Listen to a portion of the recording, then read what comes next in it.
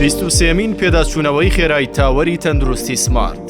23مین پێداچوونەوەی خێرای تاوەری تەندروستی سمارت تایبەتە بە حاڵەتی خۆتەڕکردنی شەوان لەم بۆنە زانستیەدا بە ئامادەبوونی کەسانی پسپۆر و شارەزای بوارەکە بە شێوەیەکی ورد باس لە حاڵەتی خۆتەڕکردنی شەوان یاخود میز بە خۆداکردن لە منداڵان و کەسانی پێگەیشتوودا دەکرێت. تازەترین توێژینەوەکان لەسەر بابەتەکە دەخرێتە ڕوو، گفتوگۆیەکی چڕ و هەمەلایانەی لەسەر ئەنجام دەدرێت بە ئامادەبوونی هەریەکەلا دکتۆر هونەر عوسمان کەریم پسپۆری گەشەی منداڵان، دکتۆر وریانا سەحسابەر پسپۆری نەشتەرگەری منداڵان و تازە لەدایک بووان، دکتۆر سامان ساڵح فەخرەدین پسپۆری بەشی خوارەوەی کۆئەندامی میزەڕۆ، یاریدەدەری پرۆفیسۆر دیار حەمید باجەلان پسپۆری کۆئەندامی گورچیلە و میزەڕۆ، دکتۆر یادگار ناتق عاباس پسپۆری نەخۆشیە دەرونیەکان، یاریدەدەری پرۆفیسۆر خالید حەمە ساڵح پسپۆری نەخۆشیەکانی منداڵان و تازە لەدایک بووان، دکتۆر ژیران فەهمی مەحموود دەرمانساز، دکتۆر ڕەواحەمە غەریب باپیر پسپۆری بەشی سەرەوەی کۆئەندامی میزەڕۆ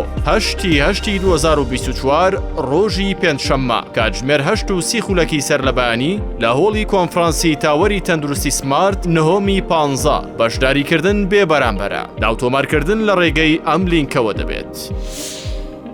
سمارت وەرچەرخانە.